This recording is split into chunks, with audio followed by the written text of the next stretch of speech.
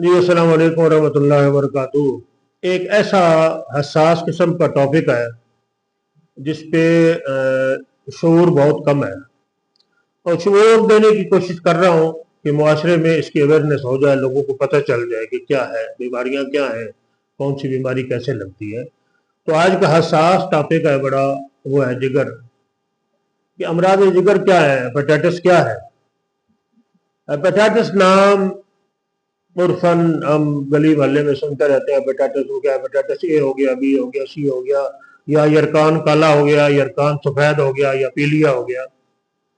ये सारी जिगर के वायरस के नाम हैं। अब जिगर क्या है? जिगर एक जिस्म के उज्व जितने हैं उनमें से एक खास हिस्सा है, एक खास उज्व है जो हमारी खुराक मैदे में जाने के बाद हजम होती है। हजम होने के बाद जो लिक्विड बनता है, जो जूस बनता है, जो अरक निकलता है हमारी खुराक का, मैदा वो धकेल देता है जिगर को। जिगर, तिल्ली, पित्ता, ये तकरीबन इकट्ठे इकट्ठे हैं, साथ साथ है। और जब मैदा खुराक का अरक या जूस निकाल के जिगर को देता है तो उसका रंग होता है जिस तरह गन्ने का रस पक के गुड़ बनने से पहले सयाल सा होता है, हल्का सा पीला ब्राउन टाइप होता है, ये इस तरह का वो होता है। और रंग में ये रंग है इसका, और जायके में बिल्कुल फीका सा होता है, कसीला होता है। और ये जिगर को मिलने के बाद जिगर इसमें रेड और वाइट खुलिये डाल के खून बनाता है, और यही खून बनने के बाद इसकी खास मिकदार, खास तरीके से ये आगे दिल को यानी कल्ब को चला जाता है, और दिल जो है ये पूरे जिस्म के अंदर सप्लाई कर देता है। हम जो रोजमर्रा की खुराकें खाते हैं, जो ग़िज़ा हम खाते हैं, उसी से ये लिक्विड बनता है।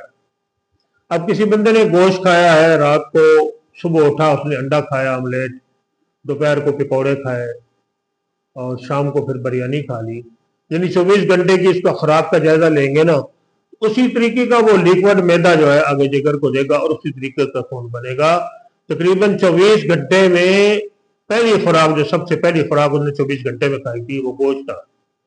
उस गोश्त का असर जिगर ने पूरे जिस्म में फैला दिया। मिसाल के तौर पे आंखों का जलना, छोटे पेशाब का जलना, गैस का पैदा होना, या गैस मैदे में खुश्की होना, कब्ज का होना, ये सारी उसकी अलामत है। पाँव के तलवे जलना, हाथों के तलवे जलना, या पित्ती का पैदा होना, या मुंह के अंदर फफोले बन जाना, या राल का बहना, या मुंह के अंदर थूक का पैदा होना, ये सारी उसकी ही अलामत है।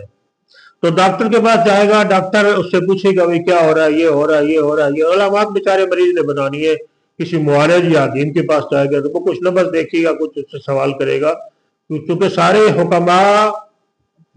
सारे हुक्मा इतने नहीं है कि नबज शराफ हो, अक्सर नहीं है, थोड़े हैं जिनको पता चल जाता है कि इसने क्या खाया है और इसका असर कौन सी खुराक का है इसके जिस्म पे नुमाया हो रहा है। तो वो फिर टेस्ट लिखेगा, डॉक्टर लिखता है या हकीम लिखता है, टेस्ट लिखेगा, लैब में जाएगा, वो खून देगा, तो वो कहेगा जी आपको यरकान हो गया है या आपको एलर्जी हो गई खुराक की। तो अब समझ बोझ या शोर ये देना है कि आप हेपेटाइटिस से कैसे बच सकते हैं, और अगर आपको इब्तदाई अलामात हैं तो आप क्या करेंगे कि बीमारी आपके ऊपर चढ़ दौड़ेगी नहीं। कुव्वत मुदाफ़त आपके अंदर बढ़नी चाहिए बीमारी के खिलाफ। तो आप करेंगे ये कि अगर इस तरह की अलामात आपके अंदर पाई गई तो आपने फौरन वो खुराक जिससे आपको एलर्जी या हेपेटाइटिस का असर हुआ, आपने उसको एक तरफ कर देना है। ऐसी और कोई चीज़ नहीं खानी, उससे मुमासलत रखती हुई यानी असर में उसके साथ हम पल्ला चीज़ नहीं खानी। गोश्त से हुई नहीं खानी, आप कद्दू खाएं, आप तोरी खाएं, आप टिंडा खाएं, आप दाल मूंग की खा लें, ठीक है, आप लस्सी से खाना खा लें, आप दही पतली करके उससे खाना खा लें। दही पतली का तरीका बताया हुआ है ना, मतलब 100 ग्राम या पाव दही में थोड़ा सा पानी डालें, थोड़ी सी काली मिर्च डालें, थोड़े से पुदीने के पत्ते डालें, थोड़ा सा नमक डालें, उसको हिला के थोड़ी सी हल्दी या अदरक डाल लें, उसको हिला के आप उसके साथ खाना खा लें, कोई इशू नहीं है। या उसके अंदर एक आध नींबू डाल लें, उससे भी आप खाना खा सकते हैं।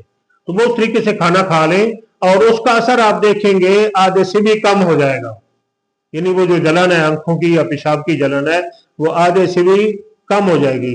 यानी उसकी परसेंटेज क्या हो जाएगी, वो 70% ठीक हो जाएगा और 30 या 35 या 40% रह जाएगा। तो आप समझेंगे कि आप ठीक हो रहे हैं, उसको कंटिन्यू करेंगे, आगे बढ़ाते जाएंगे। जैसे ही बढ़ाते जाएंगे आप ठीक होने की तरफ चल जाएंगे। अगर मजीद असर उसका बाकी है, असर नहीं छोड़ रहा, तो फिर आप क्या करेंगे, फिर आप यूं करेंगे, कासनी के तुखम यानी तुखम कासनी वो आप ले लें 30 ग्राम, चौखार 30 ग्राम, कलमी शोरा 30 ग्राम और गुले सुर्ख 50 ग्राम और इसमें नवसागुर 20 ग्राम डाल लें। आप इसका पाउडर बनाएं और पाउडर आप सुबह दोपहर शाम लस्सी से या अरके कासनी से आप खाएं, आप इंशाल्लाह ठीक हो जाएंगे। जिगर की इब्तदाई अलामात यहाँ तक के हेपेटाइटिस बी सी नहीं, हेपेटाइटिस ए जिसे पीलिया कहते हैं, वो ठीक हो जाएगा इंशाल्लाह। पेशाब की जलन ठीक हो जाएगी।